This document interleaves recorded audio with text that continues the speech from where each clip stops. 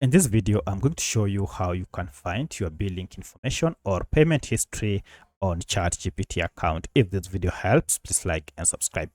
So the first thing to get this information is to log into your ChatGPT account, then head to your profile icon down below and choose settings. Now under this, go to account and then scroll down until you see this option called payment. Here you can manage your payments by clicking on manage, and you'll be redirected to this payment page where you can see your payment details such as your payment method. You can also add a payment method here or even see your billing information as well as your invoice history. From here you can get this information and even share it elsewhere. To exit, just go back or just tap on return to OpenAI and this will take you back to your account.